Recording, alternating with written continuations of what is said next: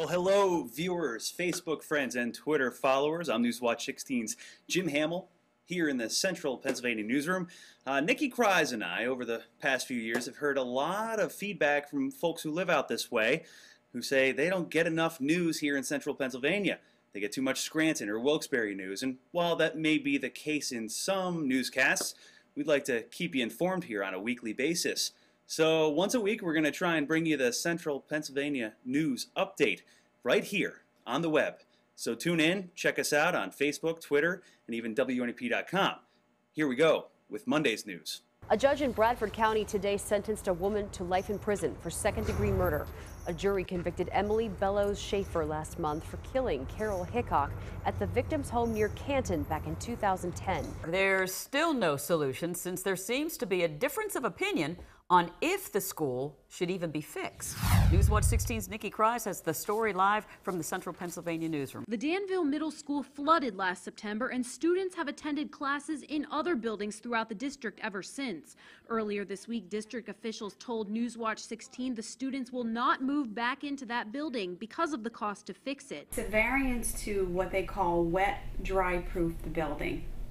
And that's to ensure that should we be flooded again, that the building would not be affected by the flooding. The Danville Area School District is looking at other options. Newswatch 16's Nikki Kreis. The big news coming out of Union County on Tuesday was the arrest of 4 people in connection with a murder and a home invasion.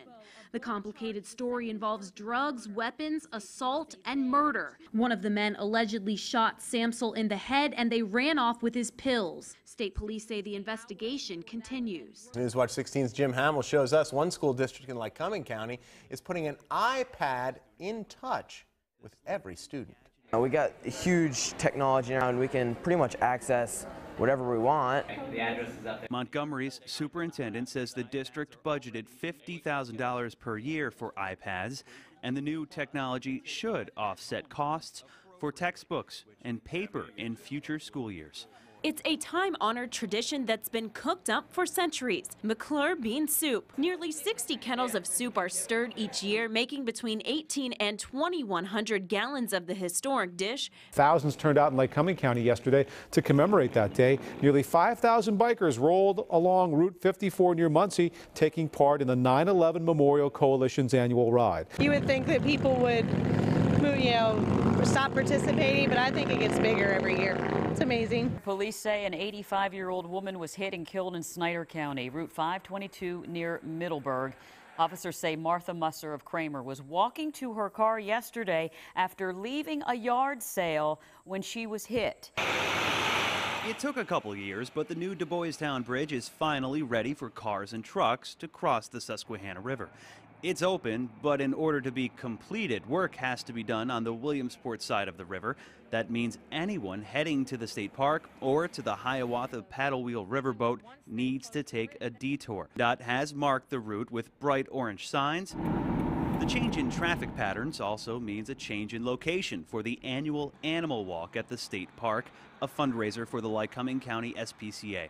The walk will now start at the shelter here on Reach Road in Williamsport. I did go down there and I pouted and I begged and I said, can't you wait till Monday? And they're behind schedule and they didn't even want to hear my pleas. 3-day event. It's the biggest thing we've ever tried. So of course you're nervous and things like that. But hey, just have a lot of faith that it's all going to come into play. 1 year ago, Our Lady of Lourdes here in Montoursville was the go-to place for many flood victims in this area. Now fast forward a year to now, and they're hoping they come back for a much different reason. This festival, which can give back to the church that gave so much. That's all for this week's Central Pennsylvania News Update. Make sure you tune in to Newswatch 16 every day for all of your local news. And of course, don't forget to check us out on WNEP.com. And if WNEP.com is not your homepage, maybe it should be. I'm Nikki Kreis for Newswatch 16.